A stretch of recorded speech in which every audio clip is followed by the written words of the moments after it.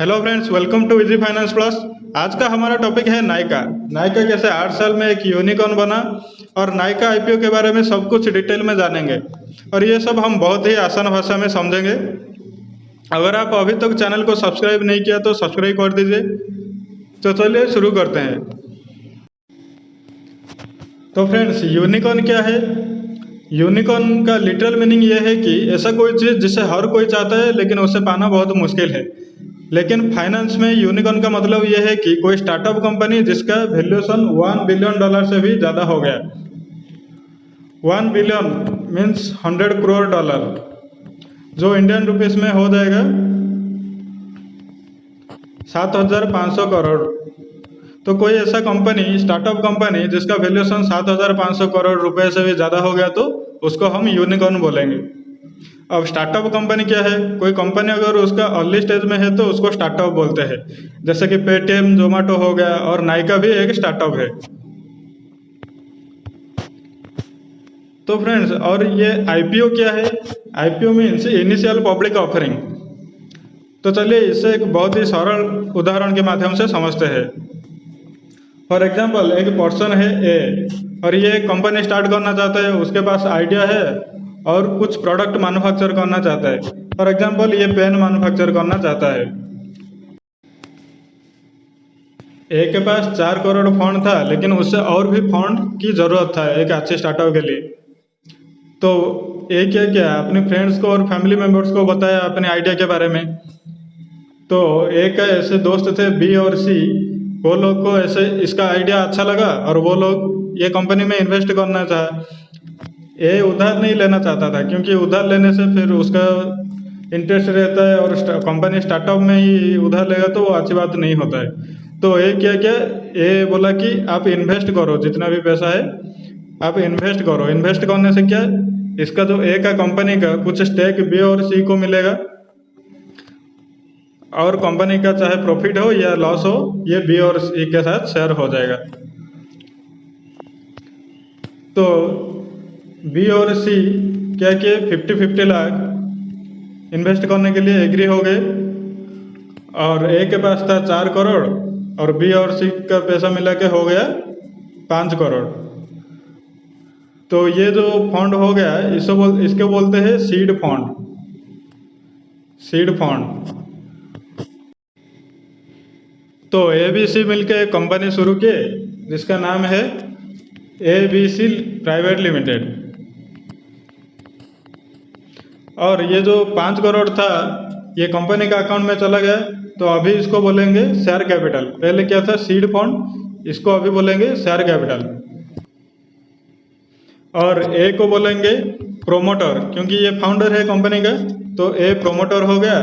और बी और सी इनको बोलेंगे एंजल इन्वेस्टर, क्योंकि कंपनी जब एक आइडिया था उसी टाइम ये दोनों इन्वेस्ट करने के लिए आए थे, तो इनको बोलेंगे एंजल इन्वेस्टर। अब कंपनी क्या करेगा, उसी 5 करोड़ का शेयर इशू करेगा। तो कंपनी क्या क्या, एक शेयर का वैल्यू 1 रुपीज़ रखा। तो टोटल शेयर कितना हो गया, 5 करोड़ शेयर। और ये 1 रुपी जो है ये हो गया फेस वैल्यू। तो कंपनी स्टार्टिंग में जो अपना एक शेयर का वैल्यू जितना रखता है वो होता है फेस वैल्यू।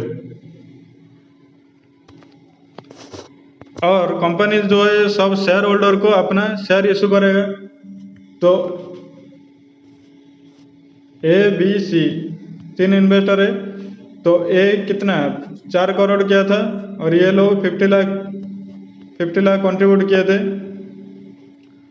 तो कंपनी क्या किया, 5 करोड़ शेयर से 2.5 करोड़ कंपनी चाहता है कि खुद के कंपनी के पास रहेगा और 2.5 शेयर जो है वो अलॉट कर देगा।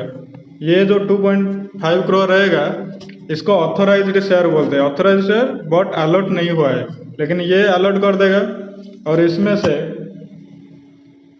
2 करोड़ शेयर इनके पास आ जाएगा और 25 लाख इनके पास, 25 लाख इनके पास आ जाएगा, क्योंकि जिस हिसाब से इन्वेस्ट किए है उसके हिसाब से शेयर इशू होगा। तो अगर हम परसेंटेज में देखेंगे तो कंपनी का प्रोमोटर जो है ए के पास है 40% शेयर और बी और सी के पास 5% शेयर है। और 50% की कहाँ है, 50% शेयर कंपनी का अकाउंट में है। ये ऑथराइज शेयर है लेकिन इशू नहीं हुआ, ये सब इश्यूड शेयर्स है। तो कंपनी जो ये 5 करोड़ है, इससे प्लांट और इक्विपमेंट लेके प्रोडक्शन स्टार्ट कर दिया, और ऐसे ही कुछ साल में प्रोडक्ट बहुत अच्छा सेल हुआ और प्रॉफिट कमाने लगा कंपनी, और प्रोडक्ट का डिमांड भी बढ़ने लगा। तो अब कंपनी क्या करना चाहा, जितना ये प्लांट से प्रोडक्शन हो रहा था तो डिमांड को मीट नहीं कर पा रहा था, तो वो चाहता था कि ये प्लांट का जो कैपेसिटी है वो बढ़ाने के लिए चाहता था, लेकिन उसके लिए फंड चाहिए, और फंड में कंपनी का प्रॉफिट जो रिजर्व में रहता है वो भी है, लेकिन और भी फंड चाहिए। तो कंपनी क्या करेगा, अब कंपनी वीसी के पास जाएगा। वीसी मतलब वेंचर कैपिटलिस्ट रहते हैं। ये क्या होता है, ये लोग जो है स्टार्टअप कंपनी में इन्वेस्ट करते हैं, और जब कंपनी वीसी के पास गया तो कंपनी के पास जो 50% शेयर था, ये जो ऑथराइज्ड शेयर था लेकिन इशू नहीं हुआ था, ये कंपनी कुछ जो शेयर्स है वीसी को देने के लिए एग्री हुआ, और वीसी जो है उसके बदले में कंपनी में इन्वेस्ट करेगा। तो कंपनी ये फंड लेके वीसी को कुछ परसेंटेज शेयर इशू कर दिया, और कंपनी लेके अपना प्लांट का कैपेसिटी बढ़ा दिया, और कंपनी का सेल और भी बढ़ने लगा और प्रोडक्ट का डिमांड और भी बढ़ने लगा। तो कंपनी क्या करना चाहे, ये एक प्लांट से तो डिमांड मीट नहीं हो रहा है, तो कंपनी और एक प्लांट एस्टेब्लिश करने के लिए चाहा, लेकिन उसके लिए भी फंड चाहिए, और ये और एक प्लांट के लिए बहुत बड़ा अमाउंट चाहिए होता है। तो अभी क्या हुआ, कंपनी पी के पास गया, जिसे बोलते हैं प्राइवेट इक्विटी। तो प्राइवेट इक्विटी वीसी से और भी बड़ा अमाउंट इन्वेस्ट करते हैं, और प्राइवेट इक्विटी जो रहते हैं वो एक एस्टेब्लिश कंपनी में इन्वेस्ट करते हैं, मतलब जैसे वीसी स्टार्टअप में करता है, प्राइवेट इक्विटी क्या करता है, कंपनी और थोड़ा ग्रोथ होने के बाद इन्वेस्ट करता है। और ये लोग जो है अपना एक आदमी कंपनी का बोर्ड ऑफ मीटिंग में बैठा थे कि कंपनी कैसे डायरेक्शन में जा रहा है, वो देखते रहते हैं, मॉनिटर करते हैं। और कंपनी क्या किया, प्राइवेट इक्विटी को अपना कुछ स्टेक दे दिया, और प्राइवेट इक्विटी कंपनी में इन्वेस्ट किया। तो ये आप देख सकते हैं, कंपनी का शेयर इशू जो हुआ है ये तो पहले से हो गया था स्टार्टिंग से, और वेंचर कैपिटलिस्ट को 15% इशू किया, और प्राइवेट इक्विटी को 10%। तो और कंपनी का अकाउंट में कितना ऑथराइज्ड शेयर्स है, ये 25% चला गया, तो 25% है।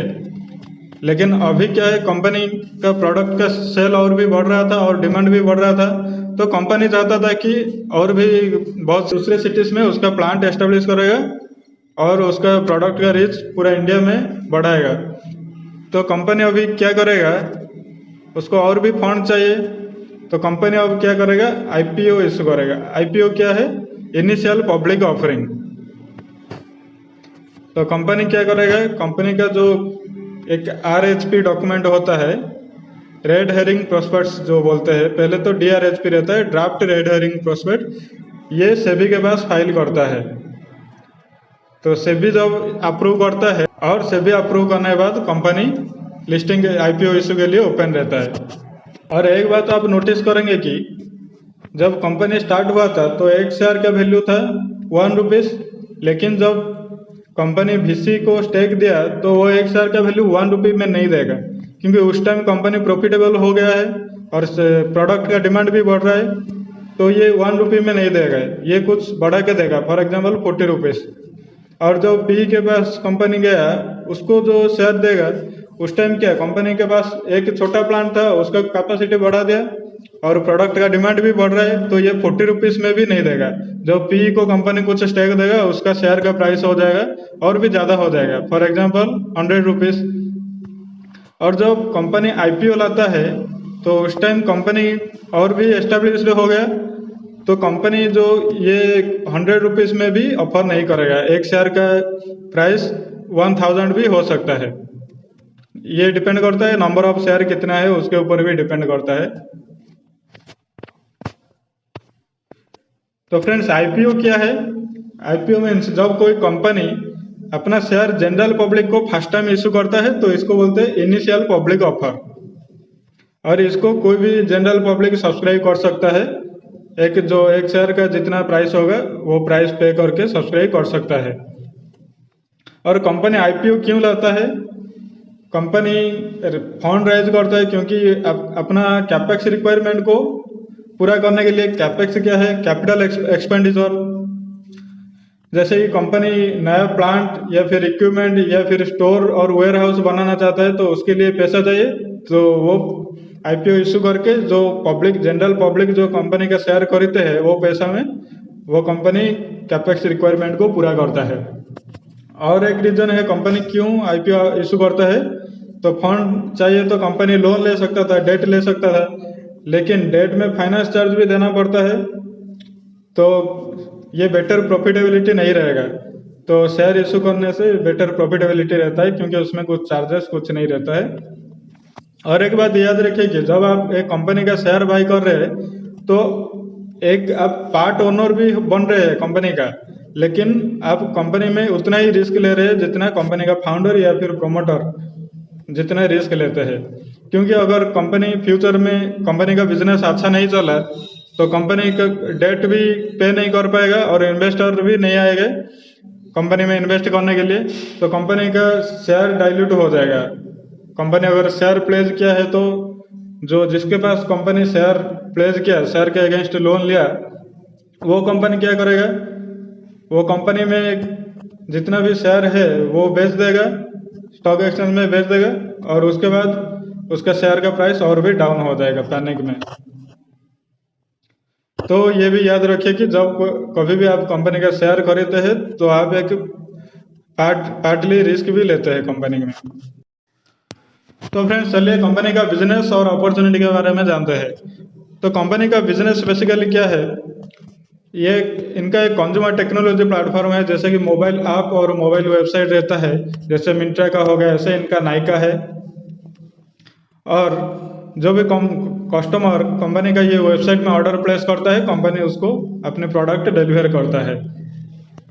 और इसमें इनका जो ओन ब्रांड भी रहता है, जैसे नायका कॉस्मेटिक्स, नायका नेचुरल्स, ये सब रहता है। और दूसरा कंपनी का ब्रांड भी ये लोग अपनी वेबसाइट से सेल करते हैं।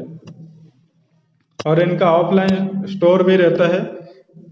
और ये कंपनी मेनली दो कैटेगरी का प्रोडक्ट सेल करता है, एक ब्यूटी पर्सनल केयर और दूसरा हो गया फैशन प्रोडक्ट। तो ब्यूटी एंड पर्सनल केयर के लिए कंपनी इन्वेंटरी लेड एक मॉडल यूज करता है, जिसमें जब कस्टमर नायका में ऑर्डर प्लेस करता है, कंपनी अपनी वेयर हाउस में जो ब्रांड्स जो है उनसे जो प्रोडक्ट है अपनी वेयर हाउस में ले लेता है और अपनी वेयर हाउस से कस्टमर को डिलीवर करता है। लेकिन जो फैशन प्रोडक्ट रहता है उनके लिए company market place model use करता है। तो ये क्या है, जब कोई कस्टमर नायका में ऑर्डर प्लेस करता है तो नायका क्या करता है, डायरेक्ट जो ब्रांड्स है उनसे ही ये डिलीवरी कराने के लिए बोल देते हैं। ये नायका का वेयर हाउस में नहीं आता है, ये प्रोडक्ट डायरेक्ट जो दूसरे ब्रांड्स होता है वहाँ से ही कस्टमर को डिलीवर हो जाता है। और कंपनी के पास क्या बिजनेस अपॉर्चुनिटी है, तो इनके पास एक लार्ज मार्केट अपॉर्चुनिटी है। जैसे कि ब्यूटी फैशन प्रोडक्ट इंडस्ट्री 2025 तक इंडिया में 10.6 ट्रिलियन रुपीस बनने वाला है। और इंडिया का जो ब्यूटी पर्सनल मार्केट जो है ये 1.1 ट्रिलियन रुपीस है। 1.1 से बढ़कर 2025 तक ये 2 ट्रिलियन रुपीस बनने वाला है। और इंडिया का जो फैशन मार्केट है वो 3.8 ट्रिलियन रुपीस 2020 से बढ़कर 2025 तक ये 8.7 ट्रिलियन रुपीस होने वाला है। तो इसीलिए कंपनी के लिए ग्रोथ अपॉर्चुनिटी ये है। और कंपनी का प्रोमोटर्स कौन है? Falguni Nair, Sanjay Nair, Falguni Nair family trust and Sanjay Nair family trust. Falguni Nair जो है ये कंपनी को लीड कर रहे हैं। ये एक इन्वेस्टमेंट बैंकर थे और 2012 में ये कंपनी स्टार्ट किए थे। और कंपनी जो है फ्रेश इशू 6,300 मिलियन रुपीस का शेयर कर रहा है। जैसे कि हम आईपीओ में एग्जांपल में लिए थे, कंपनी जो 25% शेयर इशू नहीं किया था, रिजर्व में था, तो इससे ये फ्रेश इशू करता है। और ऑफर फॉर सेल क्या है, जब कोई कंपनी का प्रोमोटर अपने शेयर बेचता है तो उसको बोलते हैं offer for sale. For example हमारा एग्जांपल में कंपनी ए प्रोमोटर था, promoter means founder of the company. तो ये अपना जो 40% जो स्टेक इसके पास था, इसमें से अगर 5% शेयर सेल करना चाहता है तो इसको हम बोलेंगे ऑफर फॉर सेल। और कंपनी का जो एम्प्लॉय के लिए रिजर्वेशन है 2,50,000 इक्विटी शेयर्स, और एम्प्लॉय के लिए डिस्काउंट में भी मिलता है। और कंपनी का प्रोमोटर का प्री ऑफर होल्डिंग, ये आईपीओ से पहले होल्डिंग है 54.22% of total paid of equity shares. कोई कंपनी अगर अपना जो 50% से ज़्यादा शेयर होल्ड करता है तो उसका मैनेजमेंट के ऊपर कंट्रोल रहता है। तो प्री ऑफर शेयर होल्डिंग 54.22% है। और यहाँ से आप देख सकते हैं कि ऑब्जेक्टिव ऑफ द आईपीओ लाने का, कंपनी जो आईपीओ में जो पैसा आएगा उसमें कंपनी क्या क्या इन्वेस्ट करेगा, तो चलिए देखते हैं। जो 42 करोड़ रुपीस है, 420 मिलियन रुपीस या 42 करोड़ रुपीस बोल सकते हैं, ये कंपनी चाहता है कि न्यू रिटेल स्टोर बनाने के लिए इन्वेस्ट करेगा। और 42 करोड़ है न्यू वेयर हाउस बनाने के लिए। और कंपनी 156 करोड़ जो है अपनी डेट पेमेंट के लिए, मतलब जो कंपनी उधार लिया है, जो लोन वगैरह जो भी है उसको पेमेंट करने के लिए 156 करोड़ खर्चा करेगा। और 234 करोड़ जो है वो अपने न्यू कस्टमर को एक्वायर करने के लिए। आप ये देख सकते हैं कि एडवर्टाइज ये सब इसमें ही आता है, तो ये इसके लिए खर्चा करेंगे। और कुछ पैसा जो है जनरल कॉर्पोरेट पर्पस के लिए खर्चा करेंगे। तो फ्रेंड्स चलिए कंपनी के बारे में और कुछ डिटेल्स जानते हैं। जैसे कि ये कंपनी 2012 में एस्टेब्लिश हुआ था और इसका नाम था FSN e-commerce ventures private limited. और जुलाई 16 2021 में कंपनी का नाम कन्वर्ट होके ये पब्लिक लिमिटेड हो गया, तो इसका नाम भी चेंज होके FSN ई-कॉमर्स वेंचर्स लिमिटेड हो गया। और ये कंपनी 2012 में स्टार्ट हो गया। और फाल्गुनी नायर जो है इसको स्टार्ट किए थे, ये एक फॉर्मर इन्वेस्टमेंट बैंकर थे। और ये mainly beauty and fashion product को ही सेल करता है। और कंपनी का कॉम्पिटिटर्स कौन है? स्टॉक एक्सचेंज में ऐसा कोई सेम कंपनी तो नहीं है जो लिस्टेड है, लेकिन इनका जो कॉम्पिटिटर है अमेजोन, मिंत्रा, फ्लिपकार्ट, ये रहने वाला है। और भी बहुत कॉम्पिटिटर है जो कि अनऑर्गेनाइज्ड मार्केट में काम करते हैं। और कंपनी 2020 में एक यूनिकॉर्न हो गया था जब स्ट्रीट व्यू कैपिटल ने 100 करोड़ रुपीस इन्वेस्ट किया था। और कंपनी का वैल्यूएशन $1.2 बिलियन से भी ज़्यादा हो गया था। तो $1 बिलियन से ज़्यादा होगा तो यूनिकॉर्न बोलते हैं। और यहाँ से आप देख सकते हैं कंपनी कैसे कैसे ग्रो किया है। जैसे कि 2012 में एस्टेब्लिश हुआ और 2014 में फर्स्ट फिजिकल स्टोर ओपन किया था न्यू दिल्ली एयरपोर्ट में। और 2015 में नायका कॉस्मेटिक्स लॉन्च हुआ। और 2016 में नायका नेचुरल्स लॉन्च किया था। और 2018 में अपने प्रोडक्ट को डाइवर्सिफाई करने के लिए ब्यूटी एंड प्रोडक्ट से फैशन ये करने के लिए नायका फैशन लॉन्च किया। और 2018 में कैटरीना कैफ के साथ मिलकर के ब्यूटी लॉन्च किए। और 2019 में मासाबा बाय नायका स्टार्ट किए थे। और 2019 में 20 डेज जो ब्रांड है, क्लोथिंग ब्रांड, उसको एक्वायर किया था। और 2021 में एम्बियंस मॉल न्यू दिल्ली में नायका फैशन स्टोर ओपन किया है। और 2021 में पिपावेला जो ज्वेलरी ब्रांड है उसको भी एक्वायर किया है। तो आप देख सकते हैं company beauty and fashion, beauty product से डाइवर्सिफाई करके फैशन प्रोडक्ट में जा रहा है, क्लोथिंग ये सब कंपनीज को एक्वायर करके। तो फ्रेंड्स चलिए कंपनी के बारे में डिटेल में एनालिसिस करते हैं। हम टॉप डाउन एनालिसिस करेंगे। टॉप डाउन क्या है, मतलब पहले इकोनॉमी के बारे में एनालिसिस करेंगे, इकोनॉमी कैसे सपोर्ट करता है इंडिया का इकोनॉमी कंपनी को ग्रो होने में।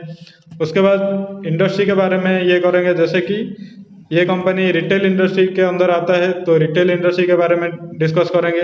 और रिटेल के अंदर ये आता है, ब्यूटी एंड पर्सनल केयर में आता है, और एक फैशन में आता है, फैशन प्रोडक्ट्स में।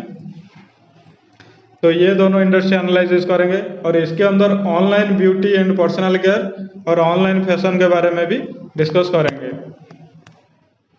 तो चलिए शुरू करते हैं, देखते हैं क्या क्या मैक्रो इकोनॉमिक फैक्टर्स जो है कंपनी को ग्रोथ में सपोर्ट करेगा।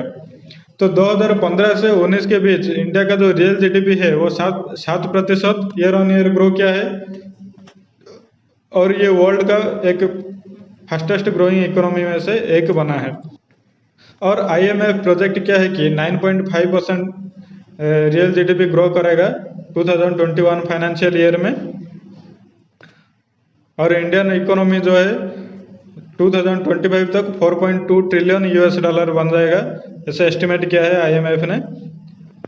और according to centre for economy and business research, India 2030 तक थर्ड लार्जेस्ट इकोनॉमी बन जाएगा आफ्टर यूएस एंड चाइना। तो कोविड-19 से पहले वर्ल्ड बैंक का एस्टिमेशन ये है कि इंडिया 7.3% CAGR में ग्रो किया है 2015 टू 2019, और इंडिया में सबसे ज़्यादा यंगेस्ट पॉपुलेशन है, और इंडिया का जो ज़्यादातर लोगों का एज है वो 28 के आसपास है, और ये कंपेयर करेंगे यूएस और चाइना के साथ तो उनका 38 ईयर के आसपास है। और इंडिया में 37 करोड़ लोग जनरेशन जेड के हैं, इसका मतलब उनका एज ग्रुप 10 टू 24 ईयर्स के अंदर है, या फिर आप बोल सकते हैं उनका जो बर्थ ईयर है 1996 टू 2010 के अंदर है। और 33 करोड़ के आसपास लोग मिलेनियल जनरेशन के हैं। मिलेनियल जनरेशन मतलब उनका एज ग्रुप जो है 25 टू 39 है, या फिर आप बोल सकते हैं 1981 टू 1995 के अंदर उनका बर्थ ईयर है। तो ज़्यादातर यंग पॉपुलेशन होने से कंपनी को क्या फ़ायदा, क्योंकि company beauty, personal care and fashion product sell करता है, तो ज़्यादातर यंग लोग ही इसमें एक्सपेंस करता है।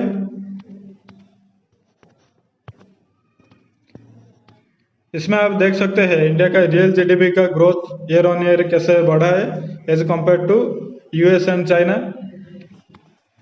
आप यहाँ से देख सकते हैं कि प्री कोविड एरा में अराउंड 3% के आसपास ग्रोथ हो रहा था, लेकिन कोविड-19 पैंडमिक के लिए ये फॉल हो गया था, और ये प्रोजेक्ट किया जा रहा है कि 2021 फाइनेंशियल ईयर के बाद ये 7.3 के आसपास ग्रो करेगा, फिर से उससे भी ज़्यादा रेट में ग्रो करेगा।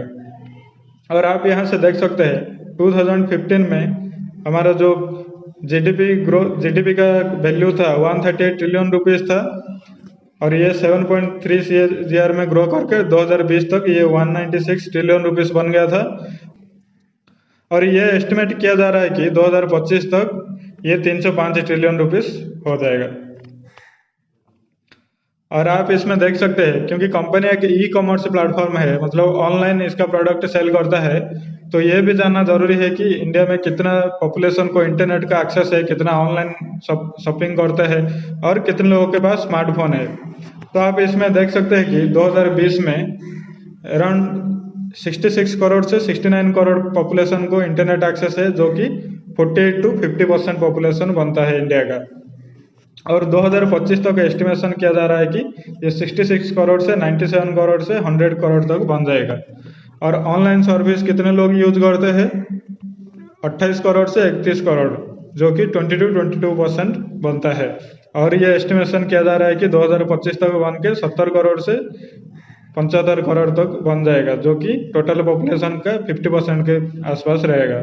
और ऑनलाइन कितने परसेंट लोग शॉपिंग करते हैं, 15 करोड़ से 18 करोड़, इसका मतलब पूरा पॉपुलेशन को 11 से 13% तक। और ये एस्टिमेशन किया जा रहा है कि 2025 तक ये 35 से 40 करोड़ बन जाएगा, जो कि 25% के आसपास रहेगा। और इंडिया में स्मार्टफोन यूजर्स कितना है, ये 47 करोड़ से 52 करोड़ लोग हैं, जो कि टोटल पॉपुलेशन का 34 टू 38% बनता है। और ये एस्टिमेशन किया जा रहा है कि 2025 तक 75 से 85 करोड़ लोग स्मार्टफोन यूज करेंगे, और ये टोटल पॉपुलेशन का 52 टू 59% रहेगा। और आप ये जो है चाइना के साथ कंपेयर कर सकते हैं, चाइना का 2020 में ही 70% के अराउंड लोग इंटरनेट एक्सेस है, और ऑनलाइन सर्विस यूज करते हैं 55 के आसपास, और 50% के आसपास लोग ऑनलाइन शॉपिंग करते हैं, और 65% के आसपास लोग स्मार्टफोन यूज करते हैं। तो फ्रेंड्स चलिए अभी इंडिया का रिटेल इंडस्ट्री के बारे में बात करता है।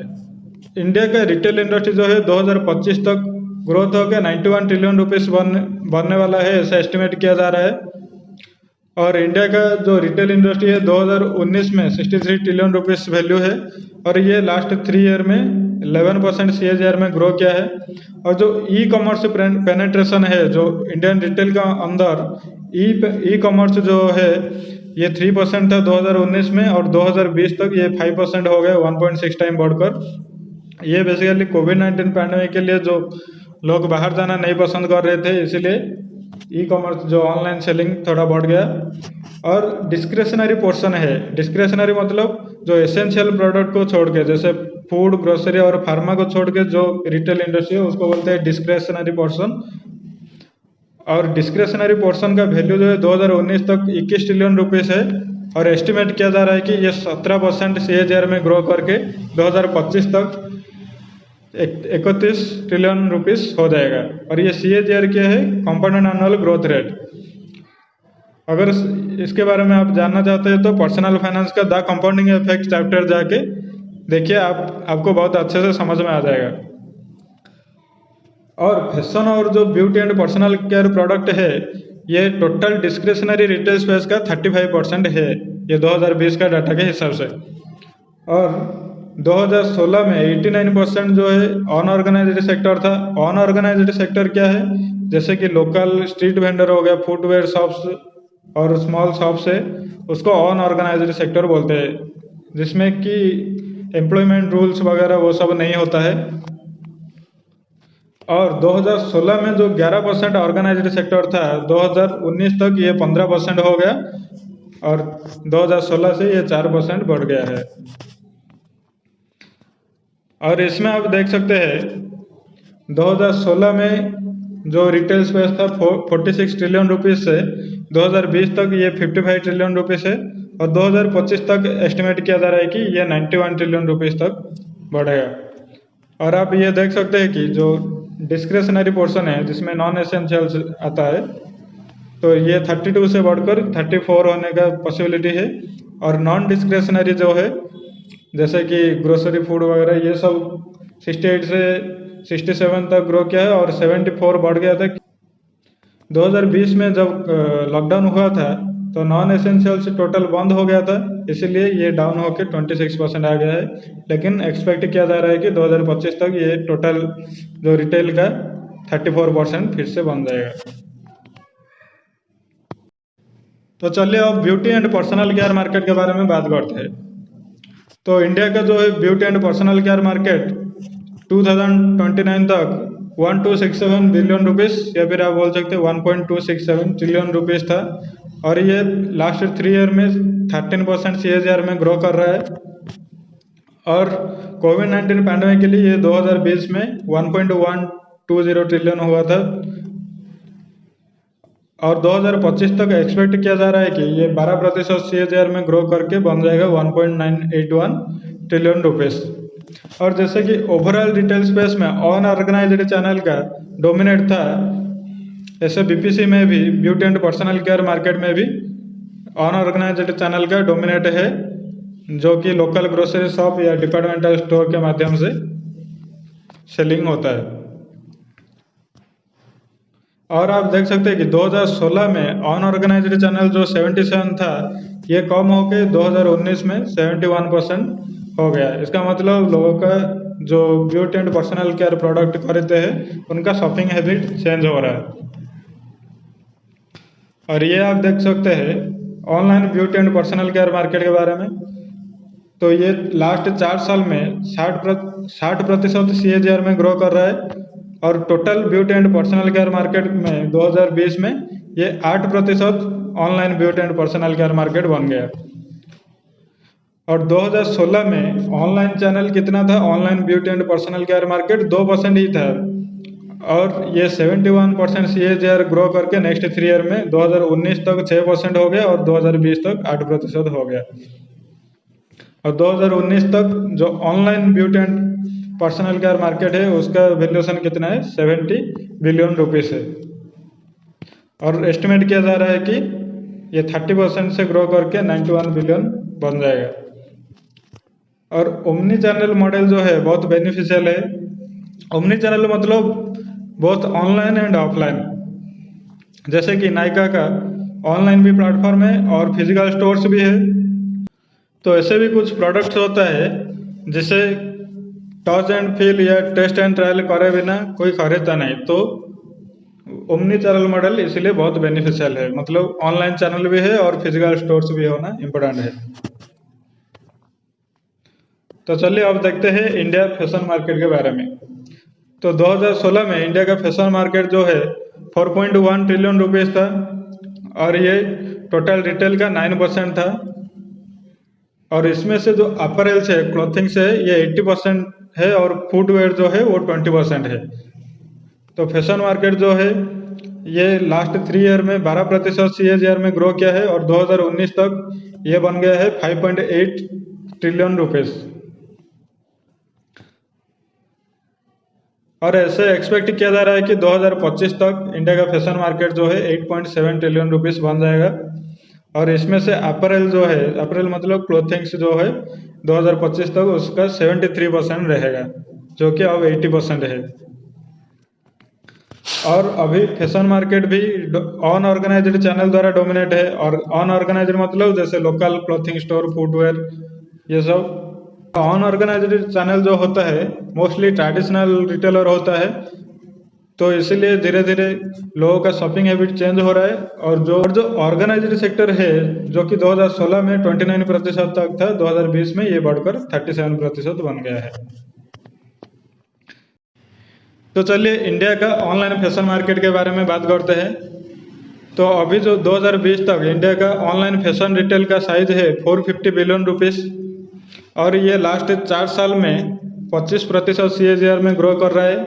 और लास्ट 4 साल में ये 3 गुना बढ़ गया है और जिसमें से 12% 2020 में ही बढ़ा है। और ये कंपेयर करें तो क्लॉथिंग से ज़्यादा फुटवेयर और एक्सेसरीज में सेलिंग ज़्यादा बढ़ा है। और ये जो रैपिड ग्रोथ हो रहा है ये किस लिए हो रहा है, क्योंकि ज़्यादातर लोग Tier 2+ सिटीज़ में डिजिटल एक्सपोज हो रहे हैं, मतलब इंटरनेट और स्मार्टफोन यूज़ कर रहे हैं। और जनरेशन Z और मिलेनियल कंज्यूमर जो है ये लोग मोस्ट एक्टिव फैशन बायर्स है।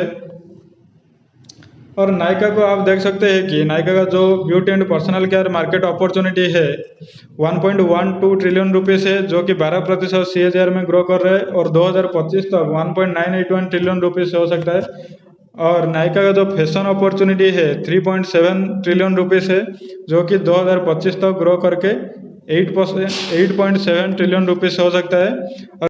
और नायका के पास ब्यूटी एंड पर्सनल केयर और फैशन को मिला के टोटल 10 ट्रिलियन रुपीस का अपॉर्चुनिटी है, या फिर आप $, में कह सकते हैं 152 बिलियन $, का अपॉर्चुनिटी है।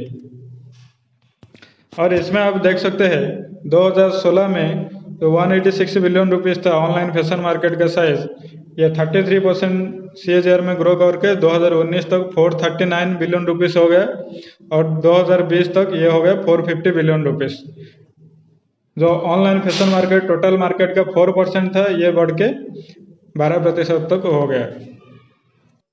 और एक आप कंपैरिजन कर सकते हैं कि डेवलप्ड कंट्री में कितना है। इंडिया के पास अभी 8% इंडिया का ऑनलाइन फैशन मार्केट है टोटल फैशन मार्केट का, लेकिन चाइना में यह है 35 to 40% और USA में 30 to 35% जो है टोटल फैशन मार्केट का। ऑनलाइन फैशन मार्केट 30 to 35% है। तो इंडिया का सिर्फ 8% है, तो ग्रोथ करने के लिए बहुत पोटेंशियल है। तो चलिए अब कंपनी का बिजनेस के बारे में जानते हैं। जैसे कि इसका ई-कॉमर्स प्लेटफॉर्म तो है और ऑफलाइन स्टोर्स भी है। और अगस्त 31 तक इनका जो मोबाइल ऐप था ये 55.8 मिलियन डाउनलोड हो गया था मोबाइल एप्लीकेशन। और इनका जो टोटल जो GMV है, GMV मतलब ग्रॉस मर्चेंडाइज वैल्यू, इसका 88% जो है ये मोबाइल एप्लीकेशन से ही आता है। और ये one of the highest mobile application ले ट्रांजैक्शन करता है ये कंपनी। और ऑफलाइन में इनके पास 80 फिजिकल स्टोर्स है जो 40 शहर में इंडिया में है और ये 3 डिफरेंट फॉर्मेट में है। और कंपनी के पास 2 बिजनेस वर्टिकल्स है, मतलब 2 कैटेगरी में ये बिजनेस करते हैं। एक है ब्यूटी एंड पर्सनल केयर जिसका नायका है, और नायका फैशन एक है जो अपरेल्स और एक्सेसरीज में सेलिंग करता है। तो ग्रॉस मर्चेंडाइज वैल्यू क्या है? एक कंपनी जितना भी प्रोडक्ट सेल करता है उसका जो टोटल मॉनेटरी वैल्यू होता है इंक्लूडिंग टैक्स, उसको बोलते हैं जीएमवी या फिर ग्रॉस मर्चेंडाइज वैल्यू। और 2019 में ये था 16,500 मिलियन रुपीस और ये 2020 तक हो गया 26,849 मिलियन रुपीस और 2021 तक ये ग्रो करके हो गया 40 बिलियन जीएमवी। और आप ये देख सकते हैं ऑपरेशन रेवेन्यू भी कंपनी का कंटिन्यूस ग्रो हुआ है। रेवेन्यू फ्रॉम ऑपरेशंस क्या है? मतलब कंपनी का कोर बिजनेस है उसमें जो प्रोडक्ट का सेल का वैल्यू है ये है रेवेन्यू फ्रॉम ऑपरेशंस। तो आप देख सकते हैं 2019 में ये 11 बिलियन रुपीस था, 2022 में फाइनेंशियल 2020 में ये हो गया 17 बिलियन रुपीस और 2021 में ये ग्रो होके 24 बिलियन रुपीस हो गया और ये 48.2 CAGR में ग्रो कर रहा है। और आप ये देख सकते हैं EBITDA मार्जिन। तो फ्रेंड्स आप यहाँ से देख सकते हैं जो ग्रॉस मर्चेंडाइज वैल्यू है ब्यूटी एंड पर्सनल केयर में 2019 में क्या था 16 बिलियन रुपीस था और फैशन में 281 मिलियन रुपीस था। लेकिन 2021 तक ये बढ़ के हो गया 33 बिलियन रुपीस और फैशन का हो गया 6 बिलियन रुपीस। आप ये देख सकते हैं बहुत अच्छा ग्रोथ है। और ये आप देख सकते हैं क्वार्टर 2020 का जो जून एंडेड क्वार्टर था इसमें ये वैल्यू था 3907 मतलब 3 बिलियन रुपीस था और ये बढ़ के 10 बिलियन रुपीस हो गया। और फैशन में भी जो 2020 में 400 मिलियन था ये बढ़ के 3 बिलियन तक 3.8 बिलियन तक हो गया है। और आप ये देख सकते हैं कि अगस्त 21 में जो ये 5 मंथ का डाटा है 5 मंथ में ये जो 2021 फाइनेंशियल ईयर में आप देखेंगे कि beauty and personal care market का ये 33 बिलियन था और इसमें 5 मंथ में ही 19 बिलियन रुपीस हो गए जो कि उससे आधा से भी थोड़ा ज़्यादा है। और फैशन में भी आप देख सकते हैं जो 2021 फाइनेंशियल ईयर में 6.6 बिलियन रुपीस था ये 5 मंथ में ही 6.8 बिलियन रुपीस है। तो फैशन बहुत अच्छा ग्रो कर रहा है आप बोल सकते हैं। जो एक फाइनेंशियल ईयर में जितना ग्रो जीएमवी था एक 5 मंथ में ही उससे भी ज़्यादा जीएमवी हो गया है। तो ये देख सकते हैं नायका का कुछ ओन्ड ब्रांड है 15 ओन्ड ब्रांड है जैसे कि नायका कॉस्मेटिक्स, नायका नेचुरल्स, के ब्यूटी, डॉट एंड की, 20 ड्रेसेस और कुछ ब्रांड्स है जैसे कि NYKD, पिपावेला, RSVP, रोजरा गैंग। तो चलिए अभी कंपनी का फिजिकल स्टोर्स के बारे में बात करते हैं।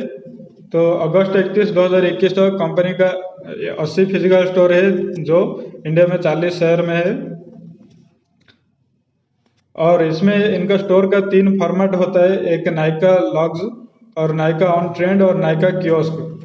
नायका लॉग्स जो है लग्जरी प्रोडक्ट का इसमें सेलिंग होता है और नायका ऑन ट्रेंड जो है ये बेस्ट सेलिंग प्रोडक्ट जो है उसमें नायका ऑन ट्रेंड ये स्टोर्स में मिलता है। और नायका कियोस्क जो है वो शॉपिंग मॉल के साइड में ये छोटा जो स्टैंडिंग यूनिट होता है उसको नायका कियोस्क स्टोर बोलते हैं।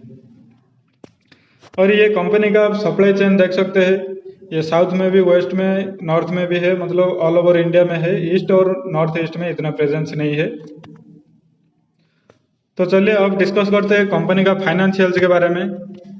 तो रेवेन्यू ग्रोथ देखेंगे तो ये 2019 से फाइनेंशियल ईयर 2021 तक 48.22% है और ये बहुत अच्छी ग्रोथ है। और पैट देखेंगे तो प्रॉफिट आफ्टर टैक्स ये तो फाइनेंशियल 29 और 20 में ये नेगेटिव में था लेकिन फाइनेंशियल ईयर 21 में ये 619 मिलियन रुपीस है और ये इंक्रीज हो रहा है। और एक जो स्टार्टअप कंपनी है उसका जो प्रॉफिट आफ्टर टैक्स हमेशा नेगेटिव में रहता है लेकिन ये पॉजिटिव में है, ये बहुत ही अच्छे गुड साइन है। और अर्निंग पर शेयर है, earning per share, earning negative था, अर्निंग मतलब प्रॉफिट तो फर्स्ट दो जो फाइनेंशियल ईयर था नेगेटिव था, फाइनेंशियल ईयर 21 में ये पॉजिटिव में है तो EPS भी नेगेटिव था। और ग्रॉस प्रॉफिट मार्जिन आप देख सकते हैं 40% है और ये बहुत ही अच्छी बात है। और इंटरेस्ट कवरेज रेशियो भी 3.23 टाइम्स है ये भी अच्छी बात है। और डेट टू इक्विटी जो कि 2 से कम होना चाहिए और 0.6 है, ये भी गुड साइन है। और रिसीवेबल्स वर्सेस सेल्स, मतलब कंपनी जितना सेल कर रहा है कितना रिसीव नहीं किया है, कितने सेलिंग का प्राइस जो है वो पेंडिंग है, तो ये भी ज़्यादा नहीं है। नॉर्मली 20% से कम होना चाहिए और ये 3.13% है। और कैश फ्लो फ्रॉम ऑपरेशंस, मतलब कंपनी का मेन जो ऑपरेटिंग एक्टिविटी है उसमें कैश फ्लो हमेशा पॉजिटिव होना चाहिए। और कंपनी फाइनेंशियल ईयर 29 में और कंपनी का फाइनेंशियल ईयर 19 में नेगेटिव में था, लेकिन अभी पॉजिटिव में आ गया है। और कुछ फाइनेंशियल से देख सकते हैं, जैसे कि free cash flow last 2 financial year में ये नेगेटिव में था, लेकिन फाइनेंशियल ईयर 21 में ये पॉजिटिव में है और ये इंक्रीज हो रहा है।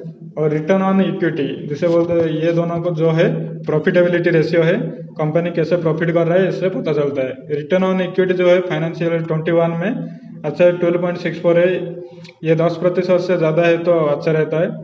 और ROC जो है ये भी, मतलब फाइनेंशियल ईयर 19 में ये नेगेटिव में था, लेकिन नेक्स्ट 2 जो फाइनेंशियल ईयर में ये पॉजिटिव में है और बहुत ही अच्छा रेशियो है। और करंट रेशियो जो है, current assets to current liability का जो रेशियो है ये 2 से ज़्यादा होना चाहिए, लेकिन ये 1 से कम है और ग्रो भी कर रहा है, तो अच्छी बात है। और इन्वेंटरी टर्नओवर रेशियो 3.75 और पी रेशियो जो है 28 है। और reserve to share capital 31.65 times है। और रिजर्व जो है इंक्रीज हो रहा है। और ये एक नेगेटिव साइन है कि कंपनी कुछ शेयर प्लेज किया है, जिसमें से 1.45% ऑलरेडी प्लेज किया हुआ है और 2.89% शेयर जो है ये प्लेज करने वाला है।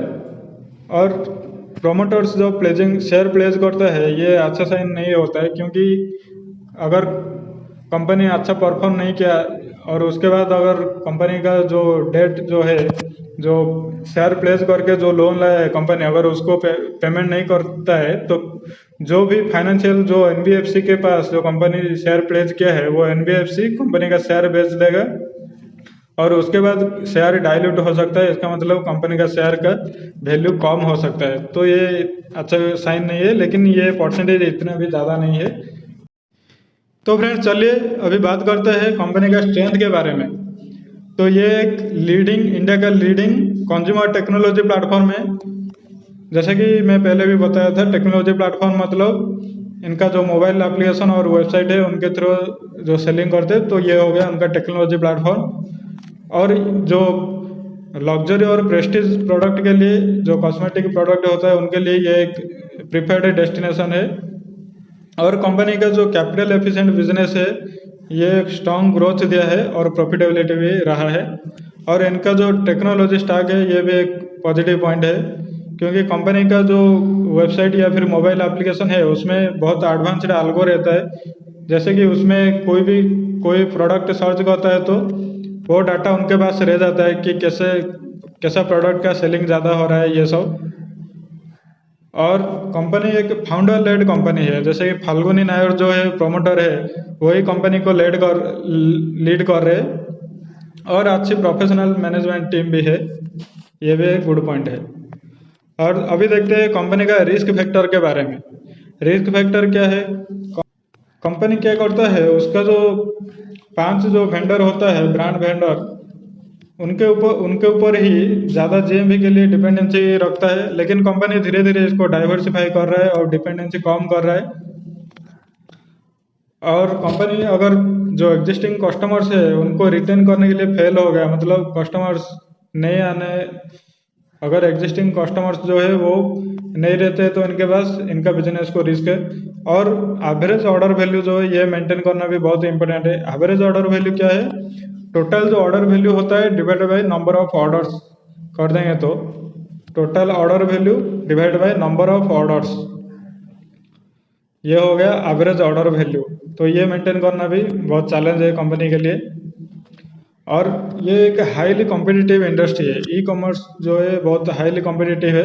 जैसे कि इसमें हॉरिजॉन्टल ऑनलाइन प्लेटफॉर्म, जैसे हॉरिजॉन्टल ऑनलाइन प्लेटफॉर्म मतलब जिसमें बहुत सारा कैटेगरी का जो प्रोडक्ट्स मिलता है, जैसे कि अमेजोन, फ्लिपकार्ट और पेटीएम मॉल, ये सब इनका कॉम्पिटिटर है। और वर्टिकल ऑनलाइन प्लेटफॉर्म मतलब एक ही कैटेगरी का सामान जिसमें मिलता है, जैसे कि मिंत्रा, पर्पल, माईग्राम ये हो गया। और बहुत सारा अनऑर्गेनाइज्ड सेक्टर भी इनका कॉम्पिटिटर है। तो ये जो इंडस्ट्री है हाईली कॉम्पिटिटिव इंडस्ट्री है।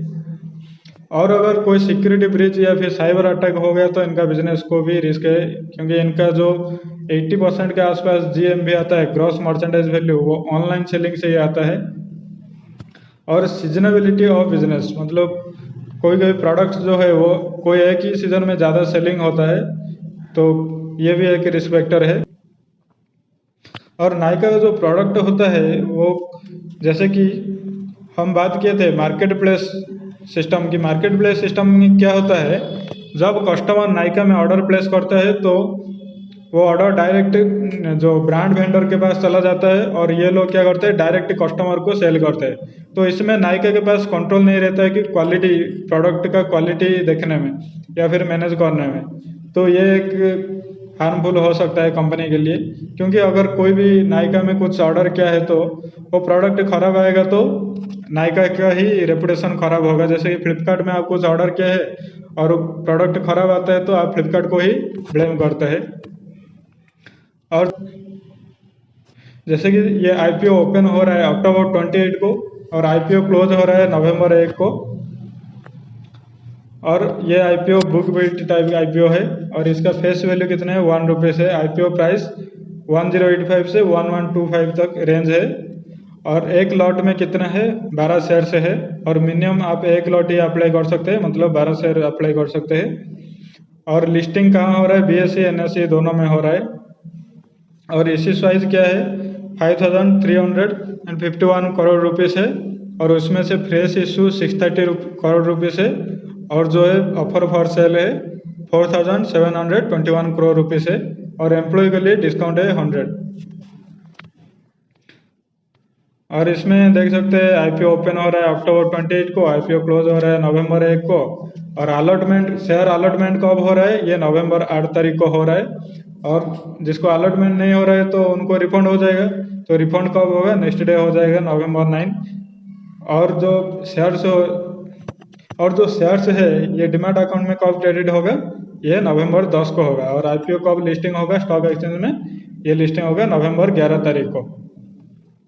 और इसमें आप देख सकते हैं आप मिनिमम एक लॉट के लिए अप्लाई कर सकते हैं एज ए रिटेलर, और एक लॉट में आता है 12 शेयर, मतलब आपको अमाउंट पड़ जाएगा 13,500 कट ऑफ प्राइस में अगर लेंगे तो। और आप मैक्सिमम 14 लॉट अप्लाई कर सकते हैं, मतलब 168 शेयर्स, जिसका वैल्यू आ जाएगा 1,89,000 रुपीज़। और नायका का प्रोमोटर होल्डिंग क्या है, प्रोमोटर का शेयर होल्डिंग प्री इशू मतलब IPO इशू पहले कितना था, 54.22%, और इशू होने के बाद कितना रहेगा, 52.56%। और ये बहुत ही अच्छी बात है 50% से ज़्यादा होना, क्योंकि जब कोई कंपनी का जो प्रोमोटर है उसका जो होल्डिंग 50% से ज़्यादा रहता है तो कंपनी का बोर्ड ऑफ डायरेक्टर के मैनेजमेंट के ऊपर उसका कंट्रोल अच्छा। और एक बात बोलना चाहता हूँ कि अगर आप लॉन्ग टर्म के लिए ये शेयर खरीदना चाहते हैं तो ऐसे आप, मैं जैसे कि बताया, ऐसे कंपनी एनालिसिस कर सकते हैं, दूसरा कंपनी भी ऐसे ही एनालिसिस कर सकते हैं। ये डाटा आपको सेबी का जो वेबसाइट है उसमें मिल जाएगा, रेड हेरिंग प्रोस्पेक्ट से ये सब डाटा में लिया है, RHP डॉक्यूमेंट जिसको बोलते हैं, जो कंपनी सेबी के पास फाइल करता है। और जो लिस्टेड कंपनी होता है उसका एनुअल रिपोर्ट में ये सब डाटा रहता है, एनुअल रिपोर्ट डाउनलोड करके आप एनालिसिस कर सकते हैं। और अगर आप लिस्टिंग गेन के लिए अप्लाई करना चाहते हैं तो लिस्टिंग गेन के लिए बेसिकली 3 चीज़ सबसे इम्पोर्टेंट होता है। एक तो मार्केट सेंटिमेंट, उस दिन का कैसे मार्केट सेंटिमेंट रहता है, अगर बुलिश रहता है तो ये स्टॉक भी अच्छा जाने का चांस रहता है, लेकिन ये इतना मैटर नहीं करता है। और IPO सब्सक्रिप्शन, कितना टाइम सब्सक्रिप्शन हुआ है, ये बहुत मैटर करता है लिस्टिंग गेन के लिए। और एक चीज़ मैटर करता है जिसे बोलते हैं GMP, ग्रे मार्केट प्रीमियम। और ये कंपनी का ग्रे मार्केट प्रीमियम अभी 630 के आसपास चल रहा है, मतलब इसका जो कट ऑफ प्राइस 1125 है, इसके ऊपर 630 चल रहा है, मतलब 50% रिटर्न का चांस है अभी का जो ग्रे मार्केट प्रीमियम के हिसाब से। ये बढ़ भी सकता है, कम भी हो सकता है। तो अगर लॉन्ग टर्म में अप्लाई करना चाहते हैं तो पूरा बिजनेस एनालिसिस कीजिए, और लिस्टिंग गेन के लिए अप्लाई करना चाहते हैं तो ये सब देख सकते हैं। और आप चित्तौड़गढ़.com वेबसाइट में जाके आप जो है सब्सक्रिप्शन स्टेटस भी देख सकते हैं।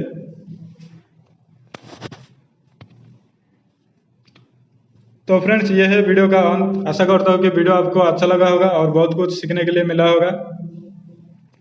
और वीडियो को लाइक कीजिए, शेयर कीजिए, और कुछ क्वेश्चंस या फिर सजेशंस है तो आप कमेंट करके बता सकते हैं। और चैनल को सब्सक्राइब कीजिए, और सब्सक्राइब के पास जो है बेल बटन, इसको भी प्रेस कर दीजिए ताकि मेरा हर वीडियो का नोटिफिकेशन आपको मिलता रहेगा। आप मुझे इंस्टाग्राम में भी फॉलो कर सकते हैं, इंस्टाग्राम का लिंक आपको डिस्क्रिप्शन बॉक्स में मिल जाएगा।